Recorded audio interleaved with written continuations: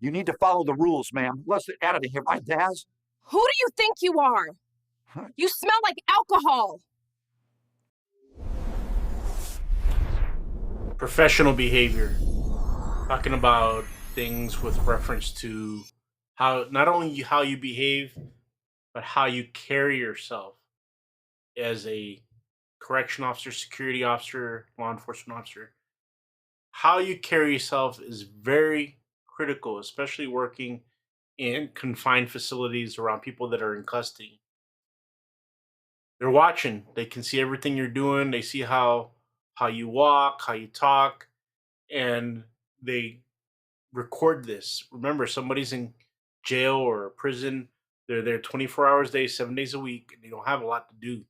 So they're studying everything, studying how people interact, and they're trying to make a connection with reference to who is weak and who is strong and who could be someone that's easily swayed or compromised.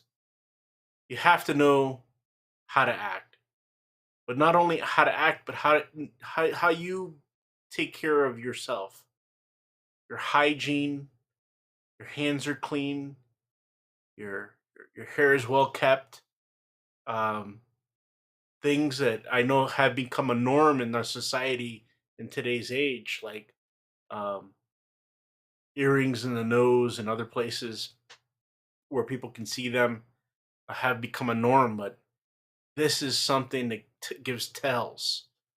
It tells people something. It tells them something about you, your character, what you do and do not care about, what your values are.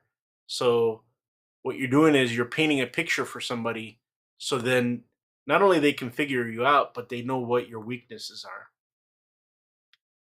Keeping your uniform and your equipment in top shape and that it looks like you're really trying to do your best, it speaks volumes. I've seen inmates in housing units throughout my career that I don't know how they do it, but they manage to iron their inmate uniform.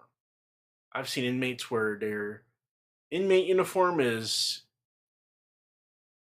as good or probably better than some correction officer uniforms, which is really strange because the effort that that inmate puts into looking squared away, how you would say in the military or in some law enforcement organizations, the inmates, there are inmates that do that, and they know that that represents that they care about how they look and they care about how they carry themselves. Okay, so when you see an inmate like that, then more than likely they're gonna know the rules. They're gonna know what's right and wrong. They're gonna know exactly how to file a complaint. If you're just a sloppy officer and you're coming across somebody like that, how do you think they're gonna look at you? These are serious issues.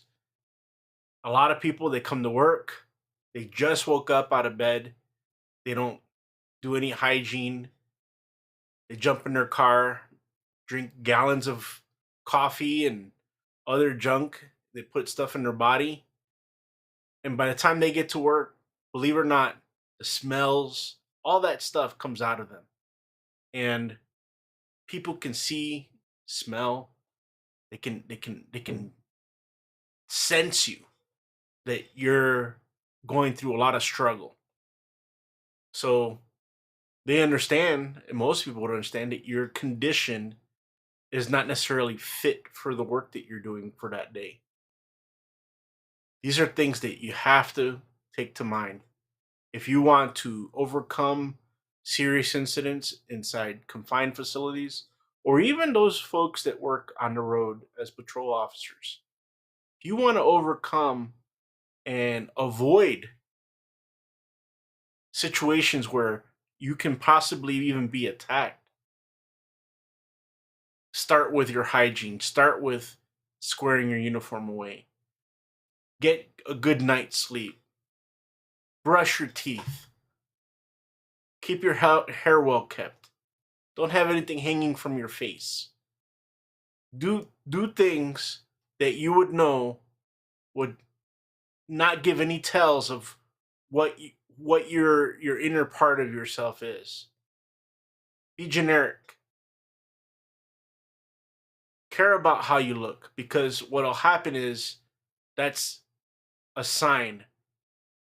Inmates or even people that are criminals out in the streets are going to be able to tell what kind of person you are from the first 2 to 3 minutes.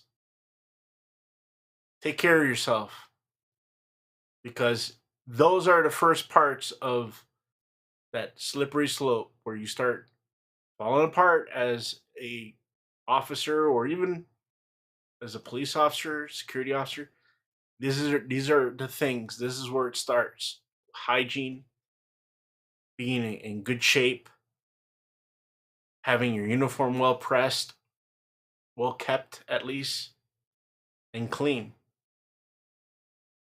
These are just some things to think about.